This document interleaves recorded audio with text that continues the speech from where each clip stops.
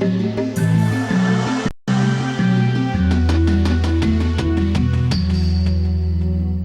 this is Bob Scully, and welcome to another edition of the World Show, Entrepreneurs, the SMI series. This week, you're going to meet a very original entrepreneur, someone who, for instance, will demonstrate the use of a magic pen. The pen writes, that's fine, but if you plant it in the ground later, it'll grow into a tree. And I'm not kidding, I'm not putting you on. But that is not even the most original thing about him. This entrepreneur can take this ecological, magical green pen and sell it to the Teamsters of all people, and they'll buy them, lots of them, and they'll love it.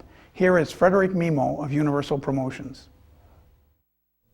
Frederic Mimeault, we're going to talk about promotions today, and everybody thinks they know all about that from keychains on down, but they'd be wrong if they thought that. For instance, I hold in my hand one of your promotional objects. It's a green pencil, green colored pencil, but it can turn into a tree, a real tree. And that already tells us a lot about how your company thinks. But show us how it can become a tree. Well, in fact, it's what we call the green pen. It's something that we introduced in 2007. It's made out of corn instead of oil. So what you do is you take this end, this contains a seed, so you put that in soil, and it'll grow a tree. In this case, it's going to be a pine tree. And once you've finished using your pen and the ink is depleted, you remove the refill, and you actually put the entire pen in soil, and it will become fertilizer and actually grow your plant, help you grow your plant. So that's one of the interesting products we introduced in 2007 when we did our green initiative. Yeah, and I know that the environment is important for you, and it inspired some of the promotions, but I'm interested in the originality of this, and I'm also interested, the whole entrepreneurial story is fascinating in your case. Your father lost his job. That has happened to a lot of entrepreneurs. Yeah. And he decided to do something that kept you awake at night.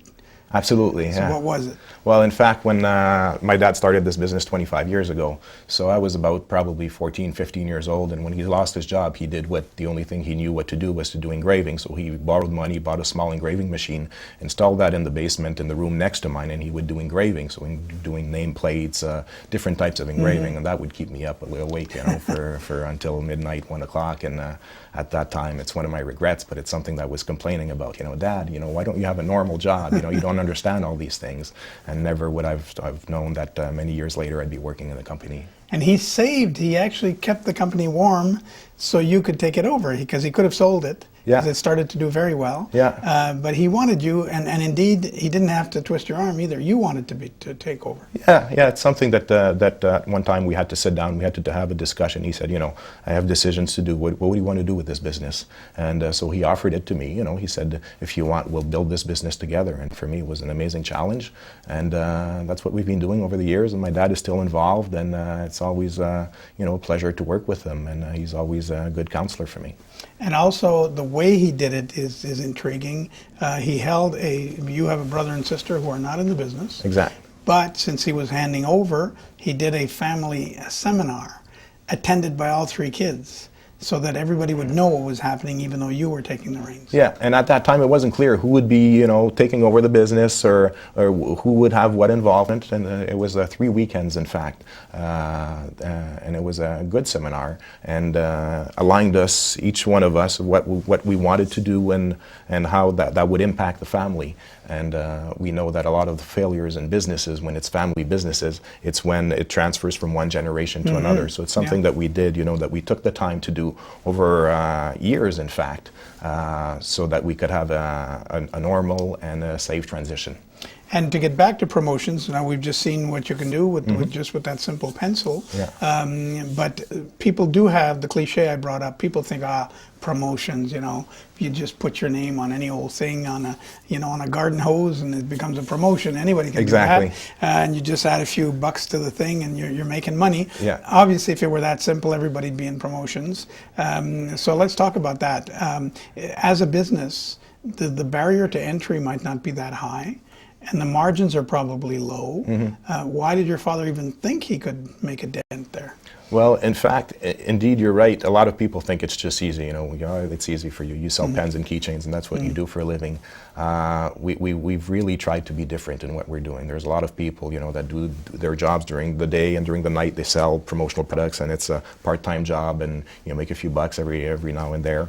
But we wanted to be different, so we've we've created a business where we're not only selling a product, but we have ethical values that we want to promote through that. And it's possible to do that with promotional products, in providing products that are ecological, in providing products that are made here in USA, in Canada, products that are made here, and giving people the pride of having a product that's made here, pride throughout everything, the manufacturing process, the employees that are making it, the people that are buying it, and the people that are receiving those products. So for us, it's just not a matter of taking a hose and printing a logo on it. It's much, much more than that. It's actually it's a mission and a vision that we have to have the people that do use these items be proud of having them.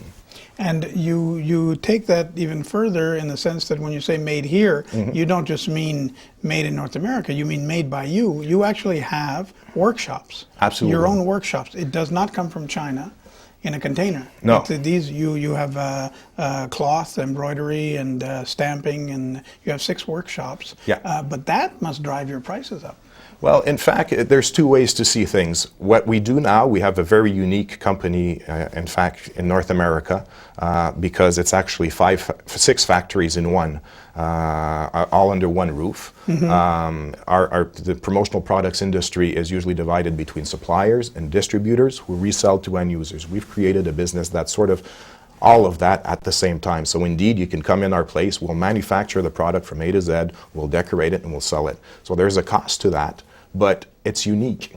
It's unique, and a lot of people are looking for that. A lot of people are looking for ways to buy something that is different than what other people have, and not everybody's interested in just buying a price. And we're also able to speed up processes. So some people need something in 24, 48 hours, we're able to do it. And that's what differentiates us from other companies or other promotional products companies. That's really what made the difference, and that's been over the years that we've added departments and different manufacturing processes into our plant to be able to be top-notch and be able to offer things that our competitors can't offer. And obviously you can be, not only can you be quicker because it's not shipped from abroad, you can be made to measure. If somebody says, I want my coffee mug to be shaped like, I don't know, a swan, then you're ready for that. Yeah, there are some limits, obviously, as what we can do in terms of molds and stuff like that. A lot of the stuff we do in-house, but a lot of the stuff also that we have what we call partner companies. We don't have financial ties with them, but they're companies that we like to encourage, that we like to work with, that are Canadian manufacturers or U.S. manufacturers, depending on where the goods are going. And we strive and we work to give these people also as much business as they can so that they can keep their manufacturing jobs in USA, in Canada. And that's what we're all about, is keeping and maintaining jobs and creating jobs also. And I'm intrigued also when you say there's a cost to that, but people will pay it. Let's take an example, any kind of theoretical example of a standard promotion. In other words, an object, a ballpoint pen or a coffee mug or a keychain, where they don't want a different product. That's what they want. But you will make it here, maybe perhaps more quickly and more ethically and so on. Will they pay $1 more per object or 50 cents more because of all those things? Is that what you're saying? It does happen. Sometimes the price difference is so minor that it's not even worth talking about it. I mean, it's made here. You're going to have it within 5 days instead of 30 days, and the price is virtually the same. For one example I could give you is lapel pins. When we manufacture lapel pins, we buy the raw metal, we actually melt it, we cast them, we polish them, we'll color them, we'll send them to plating. It's all different manufacturing process, but all done in-house. Obviously, we also have the capacity. We have some agents in China. If we wanted to send an order there and get it brought in, we give our customers the choice. Listen, these are the prices. It's going to be this price if you want it made in China, or it's this price if you want it made in Canada. But we also try to bring to mind to these people that, in fact, these lapel pins, if you're buying 1,000 lapel pins, it's 1,000 people that are going to be wearing this lapel pin. Do you want them to be proud of wearing a lapel pin that says, made in USA in the back? Most of the times, that's what sells it. I'm going to be proud. I'm encouraging jobs. It's just not a matter of price, but it's also a matter of knowing that you're actually helping the local economy, and that's what helps, and that's how we build communities. And also, I should also point out that for the genesis of your company, trade unions played a role as customers. This too is original. We always think of promotions as being taken up by companies, but of course every organization wants to do promotions. And your father was in the rail industry. Yeah. a unionized man, and unions became his first customers. Yeah, yeah. And so this gave you, of course, the whole notion of jobs and encouraging jobs speaks volumes to them. Yeah. They would appreciate that. Absolutely, and my dad's a trade unionist, and he's always been involved into unions. And when he started the business 25 years ago, never he would have expected to have as many employees now. And it was just really to create a living when he started the business. But once we started to hire some staff, my dad said, you know what? I want my employees to be organized. I want them. Obviously, they were already getting decent wages, but he believes in the principle of labor unions, creating good jobs. So he unionized his own employees? Well, in fact, he wanted his employees to be unionized. So it's quite different than, in a usual shop. But indeed, the unions like the idea of buying through a union shop. Sure. Selling union-made products, knowing that the people who are making these products are not working at minimum wage and in indecent conditions. So yeah, absolutely, we have unions throughout North America, USA, Canada that encourage us on a daily basis, and we're getting our name known well throughout North America. We've launched a website last year called buyunionmade.com. And the Teamsters, 1.4 million strong, I think. The Teamsters are your biggest client. The Teamsters, we signed last year an official contract with the Teamsters, the IBT in Washington, as their official supplier for all their promotional products in USA, in Canada, and we're going to have more deals coming up in 2013, 2014. We're already working on other projects, but we've been working with labor unions for years. It's difficult to be able to source a US-made product, a union-made product, or a Canadian-made product, and we're there for that. We do research, we do trade shows, and we're there to offer them these products. And it's for them, it's a good value for them to be able to find a company who'll provide them what they're looking for. And obviously, I don't want to be facile here, but you'll never have a strike, because one phone call down to the headquarters in Washington. Yeah, I assume you. It's not in our interest. It's not in our interest. And obviously our employees are organized, but we also kept the family atmosphere of the business. We just celebrated 25 years. We announced last Christmas we'd be taking all our employees and staff and families. We took them to the Caribbean, where we celebrated one for a full week all together. So we have that humane aspect that's still in the business. So the labor union is there. But I believe that, if we lose touch, the human touch in our business, let's close the business. We're not. Of course. It's true. Now, are there clients that you exclude? Obviously, you don't just have unions. You have, companies, regular companies that are your clients. Yeah. But if there was a union busting company, how far do you take this? Would you say, oh no, we're not going to work for this bank or that company? Is there any of that? We've never really had to face any of that. Our employees are union. We're proud to say so. But we've never been in a situation where somebody was hesitant to buy from us, or we would say we don't want to sell to you because of this reason. We haven't done that. We're actually a business, right? We're not. Yeah, exactly. So it's never really been an issue. And that green pen is an example of something extremely original. Those ideas, do they come generally from the clients with an odd request, or from you? In fact, the green pen is a story that the components come from Italy. They're assembled here in North America. We've had it was one of our customers, the Quebec Solidarity Fund, that actually requested something very ecological. They wanted something that was made locally, or at least assembled locally. So we came with that idea, and then we talked with those Italian manufacturers and talked about the seed holder and how that could be done. So it's something that we develop, but in collaboration with some of our customers, and that's the way we usually do it. And if you have a great idea and you don't yet have a buyer, will you do product development? Will you say, okay, this would be a great promotion, let's do a prototype and let's pitch it to people? Does that work? Absolutely. We do a lot of that because most of the stuff is all manufactured in-house. So we're just always at one idea close of having a new extraordinary product. In our casting department, the possibilities are absolutely phenomenal. Everything that we can do, doorknobs. We're into promotional products, but we can actually make virtually anything that is actually casted out of metal. So the opportunities are endless. It's just to have the right ideas. And as I look at the business model, I'm thinking, although it's by analogy only, in the food industry, very successful food manufacturing companies will do private labeling for other companies. And I'm thinking a lot of people in promotions might want to come and see you and buy their promotions from you. Does that happen? Yeah, it's not what we target. We really target, you know, the corporations, the labor unions, political parties. That's what we target. But we have a lot of our competitors that come to us and say, you know, you guys are well equipped. You know, we know you do embroidery, you do silk screening, you do UV printing, you do all these things that we don't even know where to get done. Will you work with us, and we'll resell them to our customers? That's what we and they'll put a margin on it. Exactly. Yeah. And do you do any? I would assume word of mouth works very well for you, but is there still a sales force, cold calling, knocking on doors? Is that even necessary anymore? Well, actually, we've never actually done that. My dad is a very, very timid person. I'm a shy person also, so we're not into that business. We've never picked up the phone and called somebody and say, you know, we want to sell you keychains, and that doesn't work. That's not the way we've built our business. So it's really word to mouth, like you say.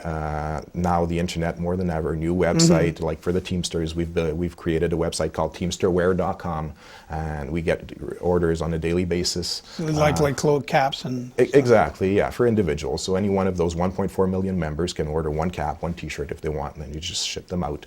And so that's the way we've been building business, and it's a lot of word to mouth. And we've had so many customers call us and say, you know, we've called 10 companies, nobody can do what we need in time. It's Wednesday, we need something for Friday. We've been told you guys can do miracles. And then we do that, and then we deliver it, and then it's a customer that you keep. It's not just a one-shot deal. The next time they need something, they know they can trust in us. And are there some promotional objects that are truly worn out? They've been done and redone and overdone. And I'm thinking the coffee mug probably will always be around because coffee's around. Yeah. But there are a number. The keychain. Let's face it. Who wants another keychain? Yeah. Are there some objects that are really on the way out and other objects that are more popular? There are always new products coming in, and for instance, the stainless steel mugs, they've been on the market for 10, 15 years, but they've been printed. Now we do an emblem that's casted that we put on the stainless steel. So we sort of keep things up to date, new technologies, new printing processes.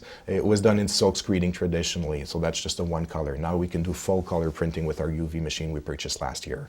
So indeed, if we decide we just want to keep things traditional, we're not going to be selling some of these products that have been on the market for years and years and years. But now the keychains that we do make in 2012, 2013 are not the keychains that we used to make in 2000 or 1999.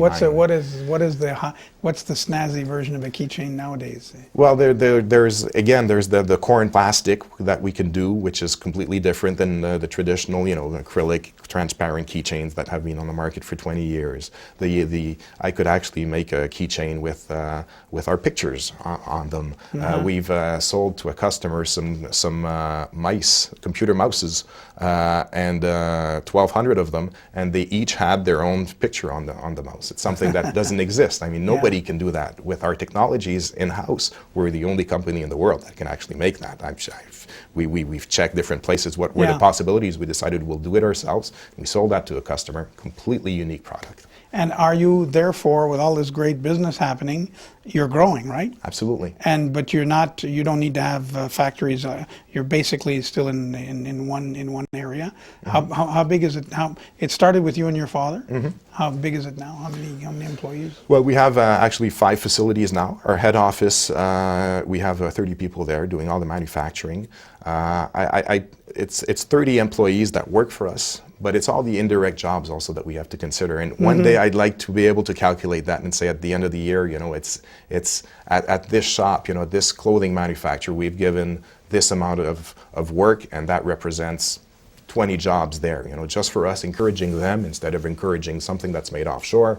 It saved 20 jobs there, saved 10 jobs there, and maintained some jobs in this shop that was in difficulty. And because we encouraged and promoted their product, they're maintaining their jobs. So, but in our head office, we have 30 people, and we have 4 satellite offices where we just have salespeople, no manufacturing processes. But we're looking into one opportunity specific in the U.S. where we want to have approximately the same thing that what we have in Boucherville. We want to have the same thing in U.S. where we would do our manufacturing in the U.S. as well. And the environment, of the many causes you could have picked, that's the one you picked. Why? Because it's to me, it's one of the most important things. Our environment, if we don't take care of it in every single aspect that we can, for me it's a responsibility to propose ecological products to my customers when they're looking for ideas.